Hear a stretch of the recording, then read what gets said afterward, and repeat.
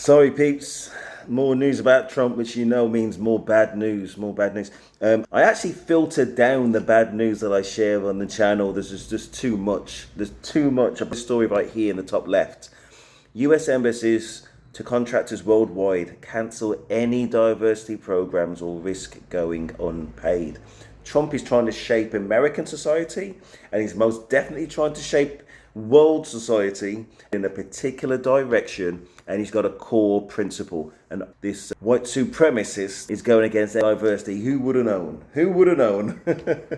And I think a core Trump philosophy is to undermine any natural opposition to what he wants to do.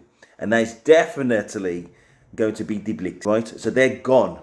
And he's trying to filter them out. I could have highlighted another article on Trump trying to get blacks out of the military.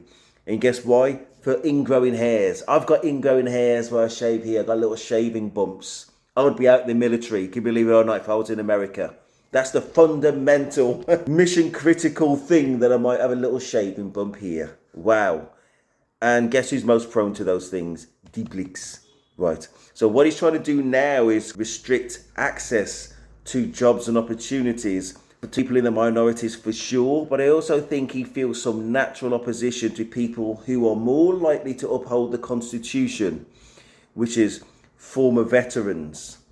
So when you look at his cabinet and all the sycophants, when you look at the judges that he's put in post, like Eileen Cannon and a lot of others who got, at best, superficial, minimal experience in a given very senior role. Look at who he's put in charge of the FBI. Somebody who's never worked at the FBI in a day in his life. He's put yes men in key positions because he wants no opposition. And he's going for the DEI because he wants no opposition.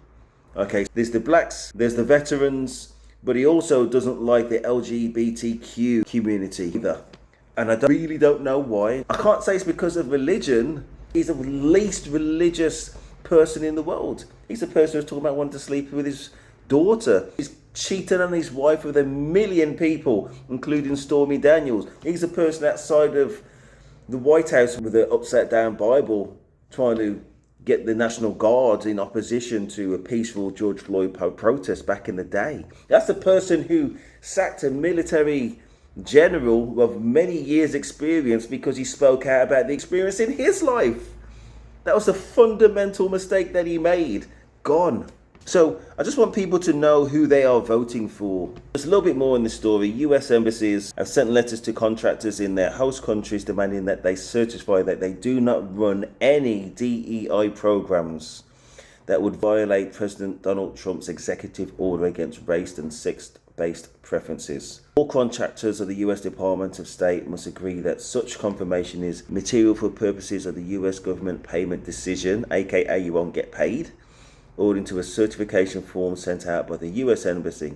And then it goes into other countries and how they've responded to this directive, basically. Okay. To the people out there, and I know black Trump supporters, I know mixed race Trump supporters, and obviously there's the whats, right? So I don't think this comes down to entirely race issues for the people who support Trump, not necessarily. But I do think if it's not a race thing, then you've got blinkers on to the people who's voted alongside you in the booths, Nazis and the skinhead racists, actively racist people like the Proud Boys. You obviously got blinkers onto that. And if you're black and mixed race, you've got blinkers on to the self-interest thing. You may be focused on one thing. I hear trans thing getting brought up, but they keep on ignoring the fact that it also applies to you, because whatever you've achieved, whatever your background, whatever your experience, whatever got you into whatever roles, you'll be seen as DEI, some kind of favour hire, no matter what. And then you'll be gone, and you'll see less and less representation in all spheres, which means restricted opportunities for you, regardless of what you got to bring to the table. Trump did not go into these government departments doing an assessment about how well these people are performing in post. It was, gone, right? He doesn't care about how you're performing in post. Look who we put in his cabinet. Who's the person negotiating who's the person negotiating with Russia? Somebody who's never done it before. He just happens to be a white male. That's what he wants. He doesn't give a damn. The fundamental principle is DEI bad. DEI bad, and that means everybody that falls within it. The biggest beneficiary of DEI was white females. Now, I think for him, as long as you're young enough or pretty enough, then I think you got a chance. Otherwise, I don't think he wants to see you either. He's got a role for you in his mind. He's not a natural advocate.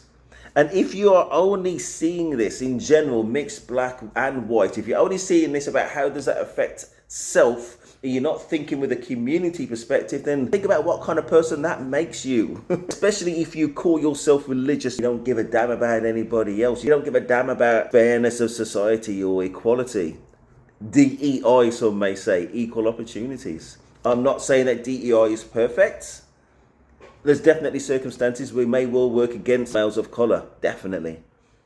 But the core principle is there, and what we got now is something else. It's being used as a blame all. And if you don't see that, you never will. You won't see until you feel, if you're in the black and mixed races. You won't see until you're out of a job, or you find it a lot harder to get into jobs, and you look around the room, which is already the case, and you see no or very limited diversity or evidence of equality and inclusion. And then you will be at that door pretty soon afterwards. You better have a lot of friends who are willing to back you up. You won't be able to do it on your own minutes. Otherwise, you will never be given a chance. And those coming through, even less of a chance. I just hope we can all unite. I'm from a unique perspective that I've got white family, I've got black family, and I've got the people in the middle. But beyond that, we are a world community. And the best should reach the top. And the best, no matter what, should reach the top.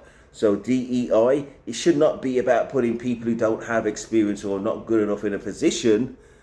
It should be about equal opportunities and just making sure that they are represented and given a shot. If there's evidence to show that they're not being given a shot or actively excluded, whether it's by accident or design, basically. Let me know your thoughts, Daddy Steve, and I'm out.